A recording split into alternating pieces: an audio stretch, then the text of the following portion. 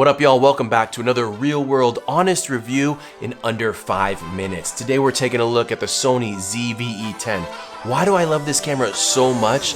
Let's get into it. The number one question I get constantly in comments, DMs, emails, tweets, whatever it is which camera should I buy? Dom, I'm a beginning photographer. I'm just starting out on YouTube. Which camera should I get? And most of the time I would say the ZVE10 is my go-to recommendation for all beginners or new people starting out on YouTube or any content creation. That's because it does photo and video very, very well at a very good price. It's only $699 for the body, but let me get into why I love it. This has a 24.2 megapixel APS-C CMOS sensor. Now, I really like this sensor. It's a little bit older, so it does have some issues, but more on that in a bit. For photos, it's really beautiful. Puts out stunning images, really good colors, decent dynamic range, really good punchy, contrasty images. If you're just shooting JPEGs, I actually love them coming out of this. They're not bad at all, but I highly recommend shooting in RAW because these files are really nice to work with. Also, I love this camera for photography and video because it's got class-leading autofocus features. This is like the same autofocus that's on my $3,000 professional camera that I use for weddings and commercial shoots. It's got real-time eye tracking autofocus, so you never have to worry about the autofocus missing.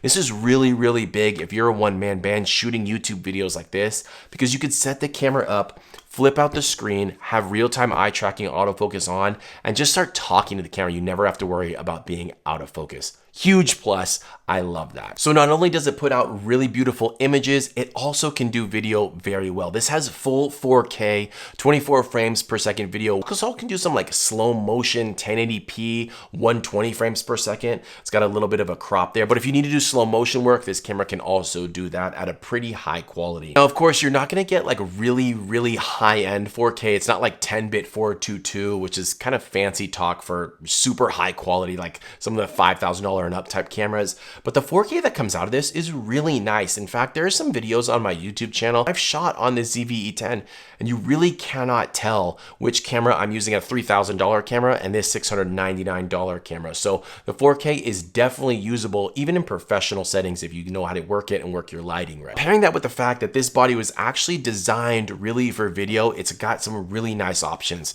Number one, a fully articulating flip out touchscreen display. That's huge for YouTubers and vloggers or anyone trying to do video work. Also, groundbreaking, something you don't see in professional bodies that is really, really nice, is this built-in 3-mic cardio setup. Cardio? That's not the right word. Cardiac, I think is the word. I sound stupid. The mics on this, the built-in onboard mics, are really superb. They're really great. If you're within, arm's reach where it's close enough to pick up your voice, it can isolate it. It doesn't sound muffled. It doesn't sound tinny like other onboard mics, and you don't pick up a lot of the external sounds around the camera. So it's actually really nice. I would say it's really great for vloggers. Obviously, you don't need an external mic, but it's also good enough for like a YouTube setup. I don't think you need an external mic as long as you're within like 3 to 6 feet of your subjects, probably yourself. Now, this camera is not all perfect. There are some flaws. Let me get into those. Number one, for photography, I hate that it doesn't have a front dial for manual controls. To change your shutter speed in manual mode, you have to change this back ring. So now you have to have your thumb on the back, and then you have to move your thumb back and forth with the aperture control ring on the back. It just is a little bit cumbersome. Also, of course, the battery life is not that great on these. The battery is small, and the older Sony batteries that I actually can't stand, so I'm constantly having to use 3 or 4 batteries. I'd highly recommend third-party batteries. I've linked some below. They're called Wasabi batteries. Another con is in video, this camera actually does have some really bad rolling shutter issues. If you don't know what that is, when you move the camera at all in fast movements left to right, if you have any vertical lines, they're gonna look really mushy, so your image is gonna look like it's swaying kind of jello-y. So something that new photographers and videographers don't really keep in mind is that it really doesn't have to do so much with the body as it does the lens that you have on it. You should factor in the cost of the lens that you need to purchase to get the shots or shooting that you are going to do. So in closing, I obviously highly recommend this camera. It's fantastic. Best camera on the market for $699. Highly recommend for all beginners or YouTubers getting started.